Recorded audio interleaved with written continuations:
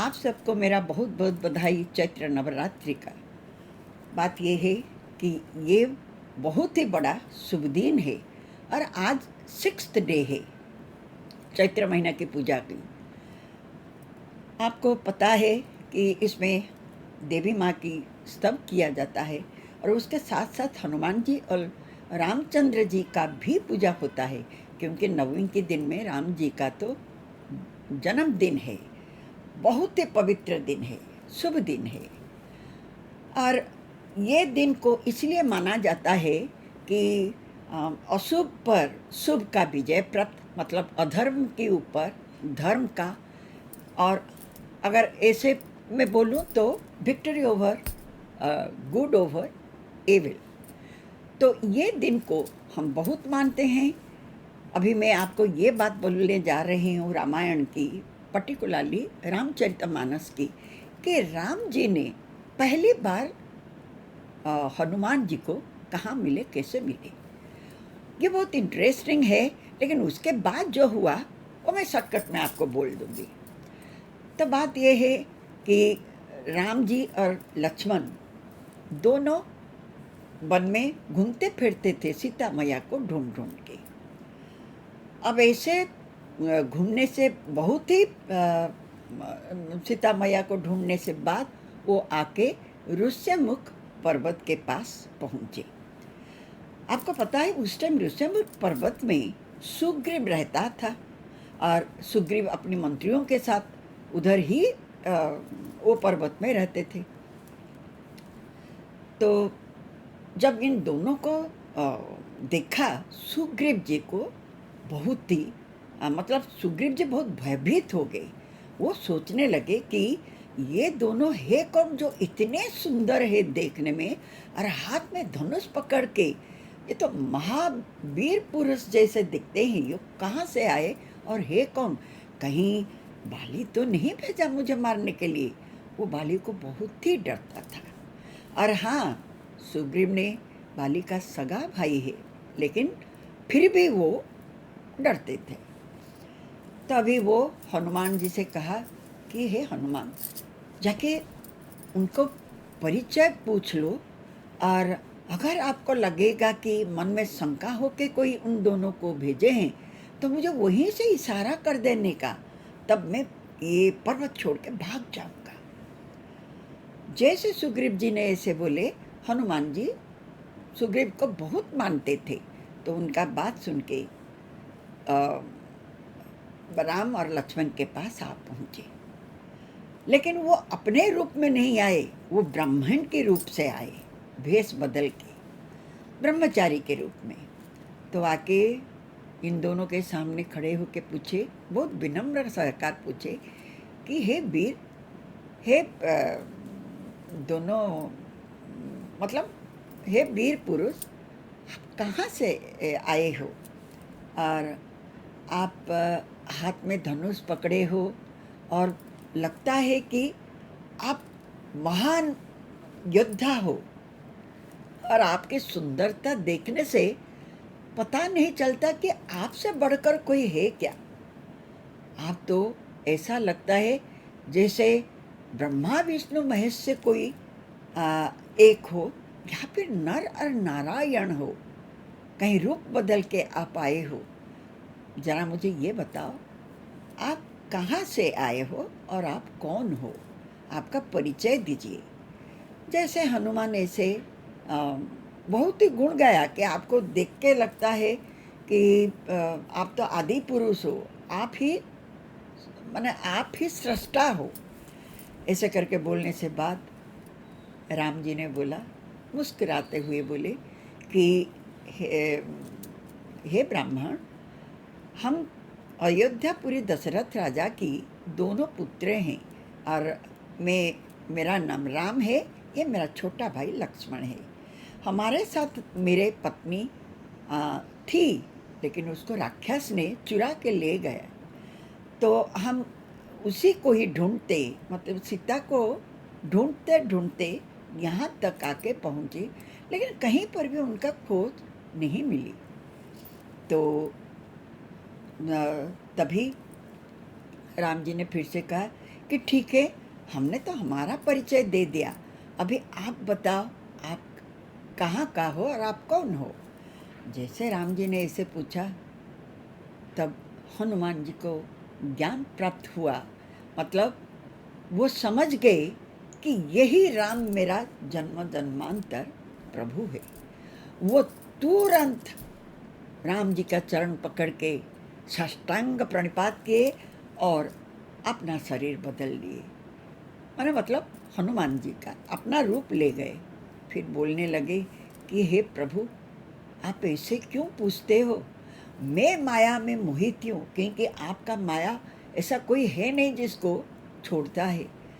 तो दुनिया सारा माया में मोहित होते हैं, मैं भी हो गया था। लेकिन आप तो स्वयं भगवान हो, आप तो मेरा देवता हो, आप मेरा प्रभु हो, और जन्म जन्मांतर मेरा और आपका दास और प्रभु का संबंध है। मैं नहीं पहचान पाया, इसलिए आपको पूछ लिया। लेकिन आप क्यों पूछते हो मुझे? आपको तो पता है, आपको सब कुछ पता है। तो जैसे हनुमान जी ने ऐसे विनम्र सहकार बोला, तो राम जी को समझ में आया कि हाँ, मतलब राम जी जानते थे, बट ये आपको पता है वो नर लीला करने के लिए धरती पर अवतार बने थे, तो तुरंत कैसे बोल दें कि हाँ तुम हनुमान, मैं तुम्हारा प्रभु हूँ। तो इसके वजह से वो फिर हनुमान को अपने नीचे से उठा के अपने गले लगाए। बोले, हे हनुमान, मुझे पता है आप कौन हो। फिर हनुमान जी ने बोले कि प्रभु यहाँ फिर राम जी ने पूछे कि आप यहाँ क्या कर रहे हो, यहाँ क्यों हो?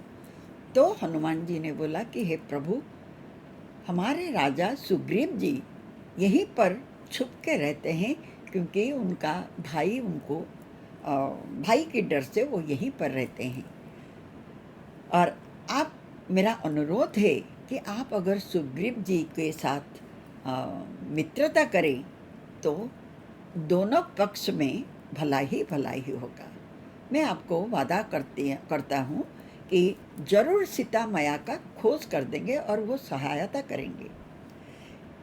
बात यह है कि हनुमान जी को ये भी पता था राम है कौन और राम जी का महत्व कितना ऊंची है, और वो ऐसे भी सोच रहे थे सीता मैया को ढूंढ सकते थे, लेकिन ये तो सब भगवान का लीला है। तो अब ऐसा हनुमान बोलने से बाद राम जी ने हंसी खुशी हनुमान जी के साथ सुग्रीव से मिलने गए। और सुग्रीव जैसे राम जी को देखा और देखा कि हनुमान लेके आ रहा है, तो समझ गया कि वो कोई महान पुरुष है, वीर पुरुष है। तुरंत उनके पैर पकड़ के लेट गया। फिर राम जी ने उनको भी उठाया, अपने गले लगाए, और हनुमान जी के अनुरोध पर वही पर्वत पर, मतलब ऋष्यमुख पर्वत पर दोनों अग्नि को साक्षी रख से मित्र बने, मतलब बंधुत्व स्थापन किए, दोनों फ्रेंड्स बने। अभी रामचंद्र जी को मर्यादा पुरुष बोलते हैं। वो कभी बात दे के बात ना रखे, ये से हो ही नहीं सकता। लेकिन फिर अपने मित्रों को, मतलब सुग्रीव को अपनी तरफ से पूछने लगे कि हे सुग्रीव, हे सखे, जरा ये बताओ आप ये पर्वत पर क्यों रुके हो, क्या हुआ था आपको? और आपका दुख है मेरा दुख है, मेरा दुख आपका दुख है। अब बताओ, जितना हो सकता है मैं ज़रूर आपको साहाय्य करूँगा। तभी सुग्रीव ने बोला कि हे प्रभु, मेरा भाई बाली के डर से मैं यहाँ छुप के रहता हूँ, और ये पर्वत पर ना बाली आ ही नहीं सकता। तो राम जी ने पूछा, क्यों, ऐसा क्यों, क्यों बाली नहीं आ सकता है? वो तो आप तो बोलते हो इतना योद्धा है, फिर क्यों नहीं आ सकता? ना, हे प्रभु, उसको शाप मिला था मातंगा ऋषि से। एक बार ऐसे ही मातंगा ऋषि तपस्या कर रहे थे ये पर्वत पर, और बाली ने किसी को मार के इतना जोर से उसका एक शरीर का एक भाग फेंका कि उनका यज्ञ कुंड में गिरा। तभी वो क्रोध से अभिशाप दिए थे कि जो कोई ऐसे किया है वो इधर से कदम रखने से ही मर जाएगा। इसकी डर से मतलब मूर्धन्य फट जाएगा। इसके वजह से वो यहाँ नहीं आता है और मैं निश्चिंत होकर यहीं पर रहता हूँ। तो फिर राम जी ने पूछा, अच्छा लेकिन बाली ने आपका क्या बिगाड़ा? तो सुग्रीव ने बोला कि हे प्रभु, मैं आपको क्या बोलूँ, बाली मेरा सगा भाई है, मतलब भाई है, और वो राजा था। लेकिन एक बार माया दानव का लड़का माया भी वो आके ललकारा उसको युद्ध के लिए, और बाली ना इतना घमंड है उसका अपना बल पर कि वो उसको किसी का ललकारा नहीं सहन कर पाता। तो तुरंत वो मायावी को युद्ध देने के लिए राजमहल से बाहर आ गया, और मायावी उसको ललकार के भागने लगा और बाली उसके पीछे पीछे भागा। तब बाली राजा था और मैं उसका सेवा कर रहा था प्रभु। लेकिन ऐसे मायावी भागते भागते एक गुम्फे की अंदर से घुस गया, तो बाली भी घुस गया। लेकिन मैं भैया के पास कुछ मदद करने के लिए उसके पीछे पीछे मैं भी भागा। तो बाली जब गुम्फे के अंदर गए तब मुझे बोले थे कि सुग्रीव एक काम कर, 15 दिन तक यहीं रुक, अगर मैं ना आऊँ और कहीं गलती से भी अगर रक्त का श्राप देखा तो फिर समझ जाना मैं मर गया, मुझे मार दिया मायावी ने, फिर चले जाना। जैसे ऐसे बोला तो मैं वही गुम्फों की द्वार पर बैठी रही थी। लेकिन क्या करूं, 15 दिन गया, 1 महीना गया, कुछ भी निशान नहीं बाली का। और अंत में अचानक एक दिन एक नदी का माने रक्त का नदी उधर से आने लगा। तब मैं तो बहुत ही डर गया कि हो सकता है बाली को मायावी ने मार डाला। और मायावी आके जब बाली को मार दिया तो मुझे क्या करेगा। इसके वजह से मैं गुम्फा के द्वार को एक पत्थर में, बड़ा सा पत्थर में बंद कर दिया और आके पहुंचा। लेकिन राज्य में जब मैं पहुंचा तो सब लोग बोले कि बड़ा दुखी हो गए बाली के बिना, और वो तो राजा था किष्किंधा की। तब मुझे बोले कि बिना राज्य से तो राजा नहीं चलता, आपको ही राजा बनना पड़ेगा। मुझे राजा बना दिया। और थोड़े दिन के बाद जब बाली आया, लौट के आया, वो मुझे देखा राज सिंहासन पर, तो उसको बहुत ही गुस्सा आया। वो सोचा मैं जानबूझकर वो बंद कर दिया था रास्ता ताकि बाली ना आ पाए। और मैं उसको कितना समझाया कि भाई मैं इसे जानबूझ के नहीं किया था, लेकिन वो सुना नहीं। गुस्से से मुझे मारा और बेहाल कर दिया, और मेरे पत्नी को मेरे पास से छुड़ा के ले गया। और उसकी डर के मारे से थोड़े मेरे मंत्रियों को लेके मैं आके यही ऋष्यमुख पर्वत के ऊपर छुप के रहने लगी। हे प्रभु, मेरा कोई गलती नहीं है। मैं भाई को सम्मान देता था, उसका पूजा कर रहा था, लेकिन वो ना नहीं समझा, मुझे गलत समझ बैठा। तो फिर रामचंद्र जी ने बोले कि हे सखा, हे मित्र, तुम चिंता न करो, मैं बाली को अवश्य वध करूँगा। तब सुग्रीव का मन में थोड़ा संदेह था कि सच में क्या ये इतना ये तो युवा है, मतलब रामचंद्र बहुत यंग थे, तो ये युवा क्या सच में मार डालेगा। फिर इसने बोला कि बाली का कितना ताकत है, कितना बल है, आपको पता नहीं। जो यही 7 पाम ट्री को एक साथ में गिरा सकता है, वही केवल बाली को मार पाएगा। तो राम जी ने उसको एक बार दिखा दिया। अंत में बाली और सुग्रीव की जब युद्ध, राम जी ने बोला कि हे मित्र, आप जाके भैया को ललकारो और युद्ध करो, मैं बाली का वध करूँगा। तब सुग्रीव ने जाके बाली को ललकारा। बाली, तभी तारा ने बोला, बाली का पत्नी, कि हे स्वामी, जब सुग्रीव ने इतना डर के मारे खुद को छुपा के रखा था चित्रकूट माने ऋष्यमुख पर्वत में, अभी अचानक उसको कहाँ से साहस आ गया। मुझे लगता है जो मैंने देखा कि 2 युवकों के साथ वो घूम रहा है, लगता है वो दोनों कोई नहीं, स्वयं भगवान की सिवा। आप मत जाओ, मत युद्ध करो। लेकिन तारा की बात बाली सुने नहीं, और फिर उसने बोलने लगा कि हे प्रिय, हे मूर्ख, एक बात सुनो। अगर राम जी है, स्वयं भगवान है, तो वो तो समदर्शी है। उनके लिए मैं क्या और सुग्रीव क्या, उनके आंखों में सब समान है। वो ऐसे क्यों करे? मेरे उनके साथ कोई भी दुश्मनी नहीं है, मेरा हानि वो क्यों करे? और ऐसे भी कोई ललकारने से थोड़ी ना मैं बंद करूं। और हाँ, अगर मैं उनके हाथ से मेरा जान गया, तब तो मैं वैकुंठ प्राप्त करूँगा। भगवान के हाथ से मरने से बढ़कर और क्या हो सकता है? ऐसे बोल के बाली ने युद्ध को आया। लेकिन पहला बार जब युद्ध हुआ, राम जी ने थोड़ा दूर से खड़े होकर देख रहे थे, और इतना बुरी तरफ से बाली मारा सुग्रीव को कि सुग्रीव ने हैरान होके भाग गया। और भाग के जाके राम जी को बोला, हे प्रभु, मैं पहले से ही बताया था कि मेरा भाई बहुत बलवान है, मैं उससे कुछ भी नहीं कर सकता हूँ, मुझे मार डालेगा। फिर राम जी ने हंसने लगे, बोले, देखो तुम दोनों जब युद्ध कर रहे थे तो दोनों तो बराबर दिखते हो, मैं क्या करूँ, कैसे मारूँ? इसलिए ये माला पहन के जा और दोबारा ललकारो। फिर सुग्रीव ने माला, एक फूल का माला पहना पहचान के लिए, फिर युद्ध किया और राम जी ने बाली को संहार किया। लेकिन राम जी का तीर में जब बाली धरती पर गिर गया, तब उसके पास राम जी ने उसके पास आए। फिर बाली ने बोला कि हे प्रभु, मेरा नयन, आज मेरा आँख सार्थक हो गया। लेकिन हे प्रभु, ऐसा क्यों? सुग्रीव क्यों आपका प्रिय हुआ और मैं क्यों बैरी हुआ? क्या मैंने क्या पाप किया था प्रभु?